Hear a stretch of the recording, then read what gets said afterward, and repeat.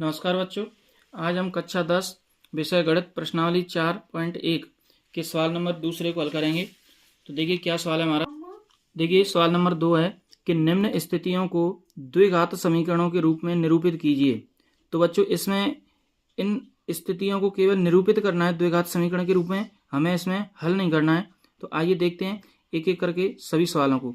तो जिसमें पहला सवाल है हमारा कि एक आयताकार भूखंड का क्षेत्रफल 528 वर्ग मीटर है, क्षेत्र की लंबाई मीटर में चौड़ाई से दुगनी है, क्षेत्र की जो लंबाई है वो चौड़ाई के दुगने से एक अधिक है।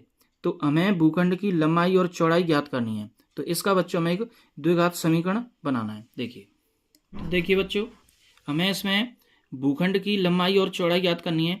अब हमें सवाल में दिया था कि क्षेत्र की जो लंबाई है वह चौड़ाई के दुगने से, तो इसमें यानी कि हम x और y नहीं मानेंगे, हमें यहाँ पे एक ही चर राशि मानेंगे। अब कैसे मानेंगे, तो वो हमें ध्यान रखना है कि जिसके लिए से चिन्ह आए उसी को हम मानेंगे। जो से शब्द आता है, जैसे उसने कहा कि लंबाई चौड़ाई के दुगने से, तो यहाँ पे हम चौड़ाई को मानेंगे। तो यहाँ पे मान लेंगे कि माना भूखंड की चौड़ाई x है। तो देखिए हमने मान लिया कि माना भूखंड की चौड़ाई x मीटर है। अब देखिए उसने बोला था कि जो लंबाई है वो चौड़ाई के दुगने से, तो चौड़ाई का दुगना करूंगा तो 2x हो गया, और इस दुगने से एक अधिक है तो एक अधिक कर दिया, तो ये हो जाएगी हमारी लंबाई। सवाल में उसने बोला था कि चौड़ाई से, तो चौड़ाई को मान लिया मैंने x, चौड़ाई बराबर कितना है x, तो यानी लंबाई कितनी है कि वह लंबाई इस चौड़ाई के दुगने से, तो चौड़ाई को दुगना कर दो 2x, और एक अधिक है तो एक अधिक कर दिया हमने। तो ये आ गई हमारी लंबाई और ये चौड़ाई। अब देखिए हमारा भूखंड कैसा था, आयताकार, तो आयताकार भूखंड का क्षेत्रफल क्या होगा, लंबाई गुणा चौड़ाई। अब देखिए कि आयताकार भूखंड का क्षेत्रफल बराबर लंबाई गुणा चौड़ाई। तो क्षेत्रफल बच्चों इसमें सवाल हमको दिया था, कितना था 528 वर्ग मीटर। अब देखिए लंबाई गुणा चौड़ाई, तो लंबाई कितनी है 2x + 1 और गुणा चौड़ाई x बराबर क्षेत्रफल कितना है हमारा 528। अब देखिए इसको सरल करना है, तो x का इस कोष्ठक में गुणा करेंगे, तो x का यहाँ पे गुणा होगा तो कितना हो जाएगा 2x², और x का 1 से गुणा करेंगे तो x। इस 528 को इधर ले आओ तो माइनस के हो जाएंगे ये 528 बराबर 0। और ये बच्चों आ गया तुम्हारा द्विघातीय समीकरण। उसने बोला था कि इस स्थिति को द्विघातीय समीकरण के रूप में व्यक्त करना है, तो यही हो जाएगा बच्चों हमारा आंसर। आइए देखते हैं इसका सेकंड सवाल। तो बच्चों हमारा सेकंड सवाल है कि दो क्रमागत धनात्मक पूर्णांकों का गुणनफल 306 है, हमें पूर्णांकों को ज्ञात करना है। तो इसका यानी कि द्विघात समीकरण बनाना है। तो बच्चों क्रमागत धनात्मक पूर्णांक क्या होते हैं, धनात्मक पूर्णांक होते हैं हमारे जैसे 1 2 3 4, लेकिन प्रत्येक पूर्णांक को हम देखें तो पहले वाले से एक अधिक है। इसी प्रकार यदि मैं पहला पूर्णांक x मान लूं तो अगला कितना होगा एक अधिक, यानी कि x + 1। इसके बाद तीसरा कितना हो जाएगा x + 2, x + 3, x + 4, इस प्रकार। लेकिन यहाँ पे कितने पूर्णांक मानने हैं हमको, केवल 2।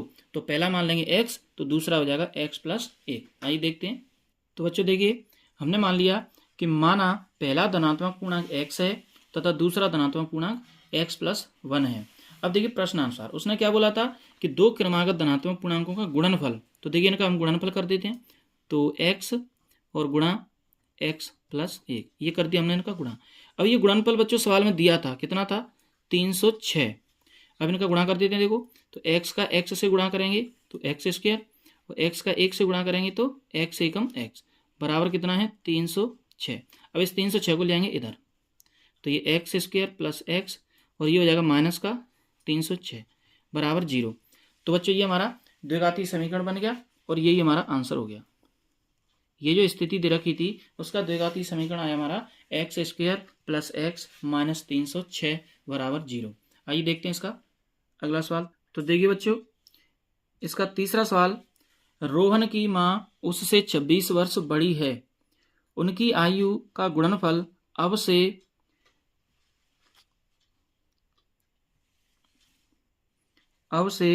3 वर्ष पश्चात 360 हो जाएगा। तो हमें रोहन की वर्तमान आयु ज्ञात करनी है। तो आइए देखते हैं। तो बच्चों इसमें हमें रोहन की वर्तमान आयु ज्ञात करनी है, तो हम रोहन की वर्तमान आयु मान लेंगे x। अब देखिए उसकी माँ उस रोहन से कितनी बड़ी थी, 26 वर्ष बड़ी।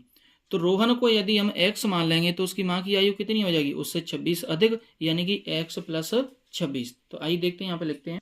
तो बच्चों देखिए कि माना रोहन की वर्तमान आयु x वर्ष है, तब उसकी माँ की आयु कितनी होगी, x + 26 वर्ष। अब देखिए उसने बताया था कि उनकी आयु का जो गुणनफल है वो अब से 3 वर्ष पश्चात, तो अब देखिए इन दोनों की आयु को 3 वर्ष बाद ले चलते हैं यानी पश्चात, तो यहाँ पे लिखेंगे, तो देखिए 3 वर्ष पश्चात रोहन की आयु कितनी हो जाएगी, x + 3 यानी 3 बढ़ जाएगा। इसी प्रकार 3 वर्ष पश्चात माँ की आयु कितनी हो जाएगी, कितनी थी, x + 26, 3 और बढ़ जाएगा इसमें, तो कितनी हो जाएगी, x + 29। अब देखिए उसने बोला था कि इनका आयु का गुणनफल, कौन सी आयु का, 3 वर्ष पश्चात वाली दोनों की आयु का गुणनफल 360 है। तो अब लिखेंगे यहाँ पे देखिए प्रश्नानुसार कि प्रश्न क्या कह रहा है। तो प्रश्न में बोला है कि इनका गुणनफल, तो यहाँ पे देखिए ये तो रोहन की आयु और ये उसकी माँ की आयु, इन दोनों का गुणनफल कितना है, 360।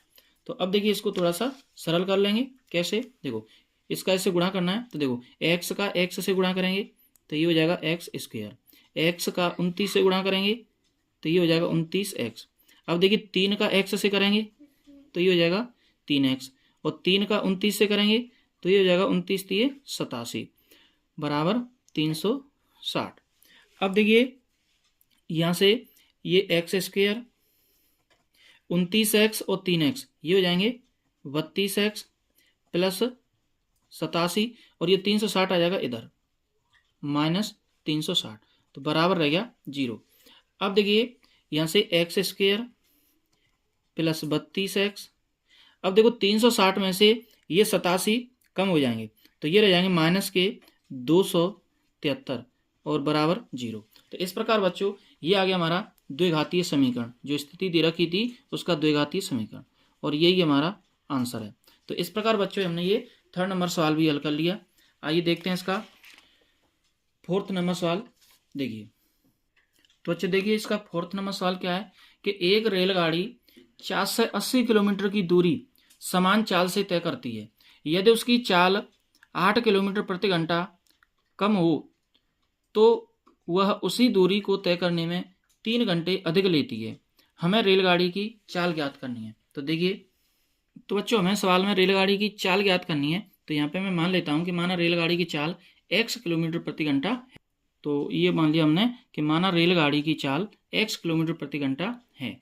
अब देखिए यहाँ पे 3 घंटे अधिक लगते हैं। कब लगते हैं? जब उसकी चाल 8 किलोमीटर प्रति घंटा कम हो जाती है। तो यहाँ पे मैं पहले मेरी चाल कितनी थी x, तब समय क्या होगा, देखिए समय बराबर, तो समय का सूत्र होता है कि समय बराबर दूरी बटे चाल। तो बच्चों इसमें दूरी कितनी है, सवाल में ही दे रखी है 480, और चाल मेरी कितनी है x। तो इतने घंटे का समय लगेगा मुझे, कब, जब मेरी चाल x किलोमीटर प्रति घंटा होगी तब। अब देखिए उसकी चाल कम हो जाती है, तो यहाँ पे लिख देंगे कि यदि चाल 8 किलोमीटर प्रति घंटा कम हो तब क्या होगा, देखिए समय, तो समय बराबर दूरी, तो दूरी तो उतनी ही है 480, लेकिन अब चाल हमारी x नहीं है, अब यानी 8 कम है, यानी कि x - 8। तो अब हमारा समय ये होगा। अब देखिए हमें दे रखा है कि 3 घंटे अधिक लगते हैं, यानी कि इसका मतलब ये हो गया कि दोनों समयों में अंतर कितने का है, 3 घंटे का। तो देखो पहले समय कितना लग रहा था x चाल से, और अब समय कितना लग रहा है x - 8 की चाल से, यानी अब चाल क्या हो गई है, कम। तो बच्चों चाल कम होने पर समय अधिक लगेगा, तो ये वाला समय हमारा कैसा होगा, अधिक, और ये वाला समय कैसा होगा, कम। क्यों?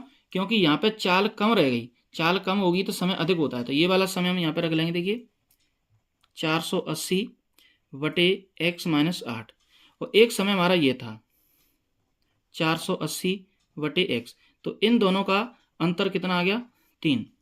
प्रश्नानुसार यहाँ पे लिख देंगे प्रश्नानुसार।